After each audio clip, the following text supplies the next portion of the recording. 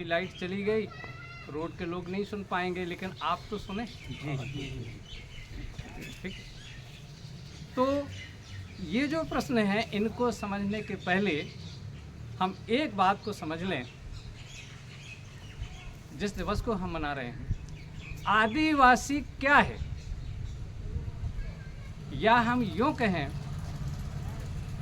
आदिवासी शब्द का अर्थ क्या होता है। अभी हमारे साथियों ने बताया कि आदिवासी का अर्थ क्या होता है। अंग्रेजी में आदिवासियों को एबोरिजिनल ट्राइब्स कहा गया है। याद रखना, नहीं तो भूल जाओगे। आदिवासियों को अंग्रेजी में एबोरिजिनल ट्राइब्स कहा गया है। अब देखिए, एबोरिजिनल ट्राइब्स का मतलब क्या हुआ। ऐसे लोग जो एक समुदाय में, एक समूह में रहने वाले लोग होते हैं। एबोरिजिनल ट्राइब्स एक समुदाय में, एक समूह में रहने वाले लोग होते हैं। इनको आदिवासी कहा जाता है। दूसरा अर्थ, आदिवासी का मतलब केवल हमारा ही वर्ग आदिवासी नहीं है। आज हम लोगों ने उसकी परिभाषा को संकुचित कर दिया है। इसलिए किया है कि हम विभिन्न भाषाओं का अध्ययन नहीं कर पाते। हमने मात्र उसको गोंड तक सीमित करके रख दिया। अभी हमारे साथी मरावी जी, जयसिंह मरावी जी बोल रहे थे कि आदिवासी में केवल आपका ये आदिवासी पर नहीं आता, इसमें SC, ST, OBC,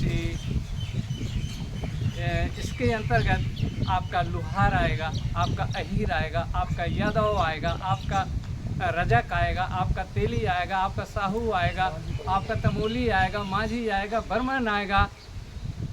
सारी जातियां इस आदिवासी के अंतर्गत उस समय की परिभाषा में ये सब आते थे।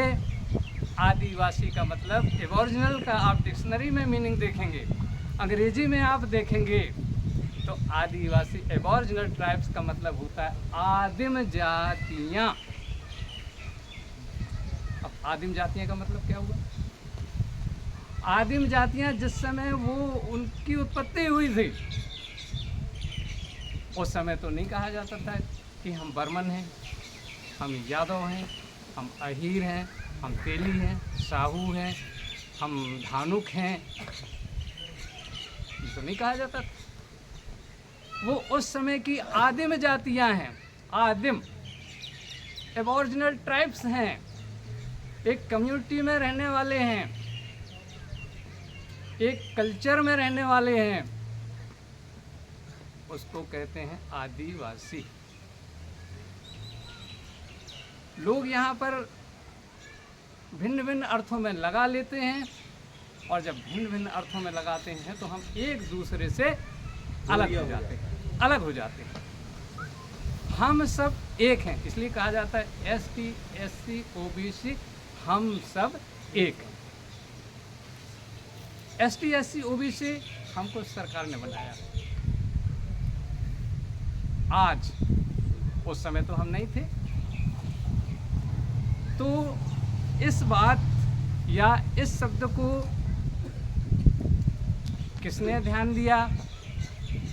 जो UNO जिसको कहते हैं, UNO का मतलब होता है संयुक्त राष्ट्र संघ, और अंग्रेजी में उसको कहते हैं यूनाइटेड नेशन ऑर्गेनाइजेशन।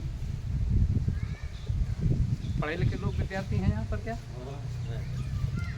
क्या बोलते हैं UNO को, यूनाइटेड नेशन ऑर्गेनाइजेशन।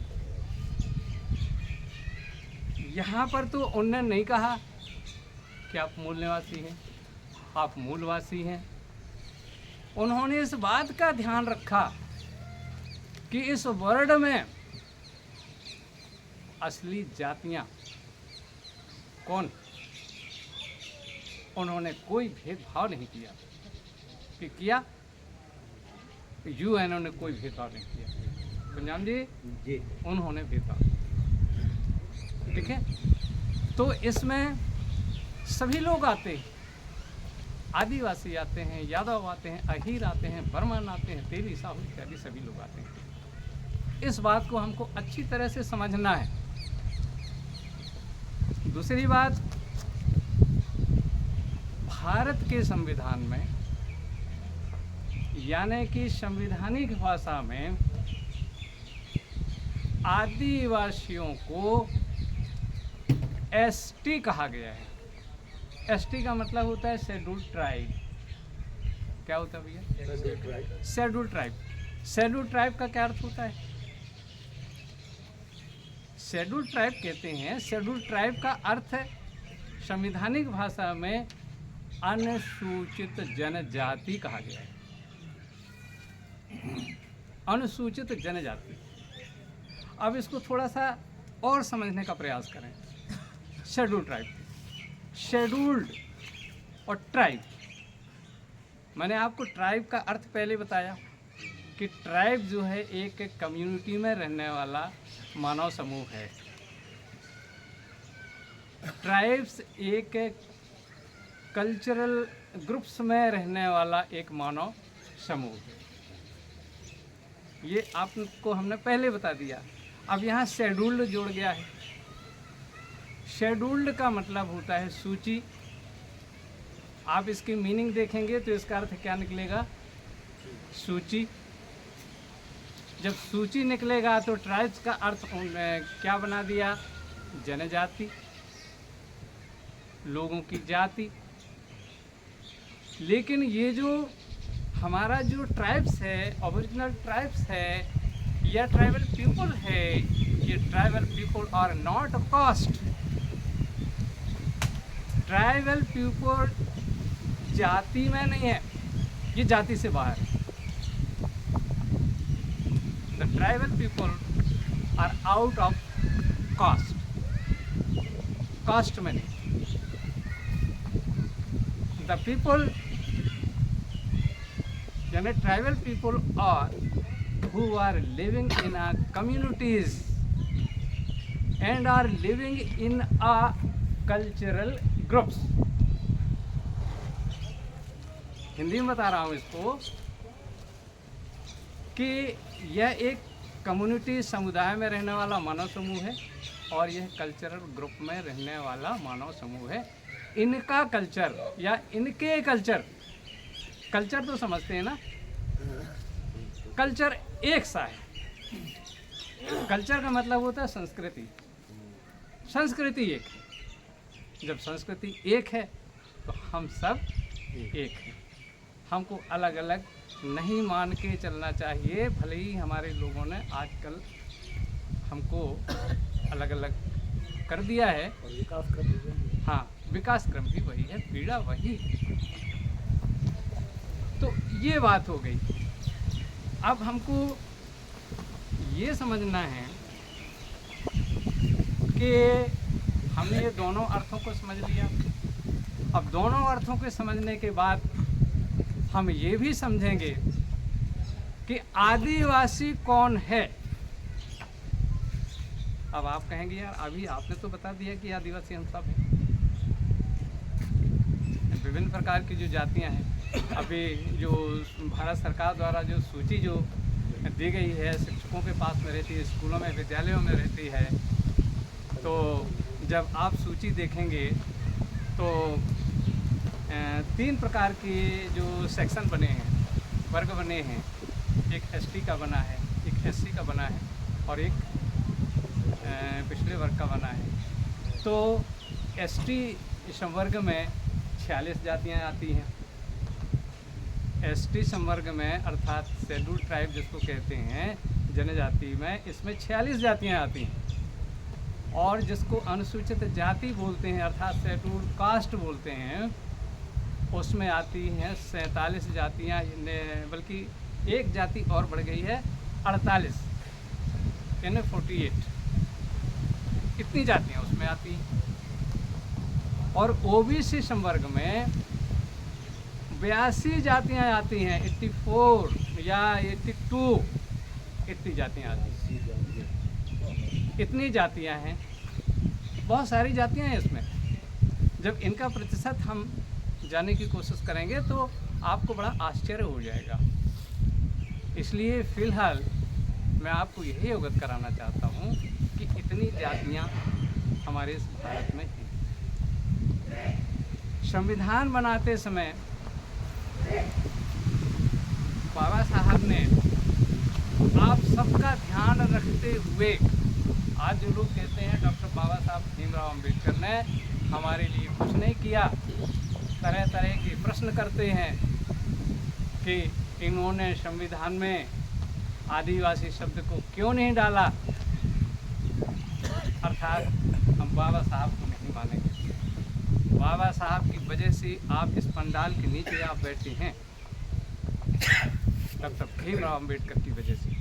और आज जो हमको बोलने का जो अवसर मिला है, हम जो यहाँ पर खड़े होकर के बोल रहे हैं, वो किसकी वजह से बोल रहे हैं? हमको स्वतंत्रता दी गई अभिव्यक्ति की आज़ादी के कारण हम यहाँ पर बोल रहे हैं। लोग उन पर लांछन लगाते हैं कि उन्होंने आदिवासी शब्द को नहीं जोड़ा, ठीक है ना। संविधान बनाते समय, अब जब संविधान की चर्चा होगी तो हम आपको संविधान के बारे में बताएंगे, क्योंकि वो मैटर थोड़ा सा अभी नहीं है, अभी अपन मूल विषय पे चल रहे हैं। हमको विषय से नहीं भटकना है।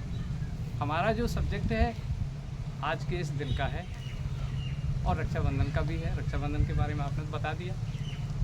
तो मैं ये कहने जा रहा हूँ कि संविधान बनाते समय बाबा साहब ने और जयपाल मुंडा ने, जयपाल मुंडा हमारे बड़े मसीहा थे, महापुरुष थे। इन लोगों ने संविधान बनाते समय इस शब्द को लाया था, ओरिजिनल शब्द को लाया था संविधान में। अब आप कहेंगे कि क्यों नहीं जोड़ा गया, क्या वहाँ बाबा साहब भर की ही चलती थी? सर जी बताइए, बाबा साहब भर की ही चलती थी?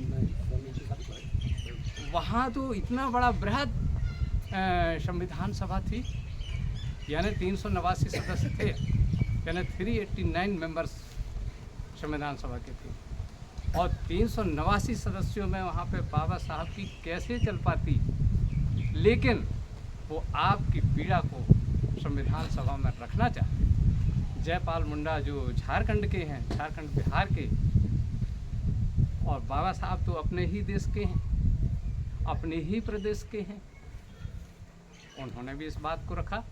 लेकिन कुछ लोग वहाँ पर काफ़ी, जिस तरह से आज लोकसभा में, विधानसभा में गहमा गहमी बातचीत होती है, कोई किसी विधि को पास नहीं करने देते, इस तरह का मामला होता है।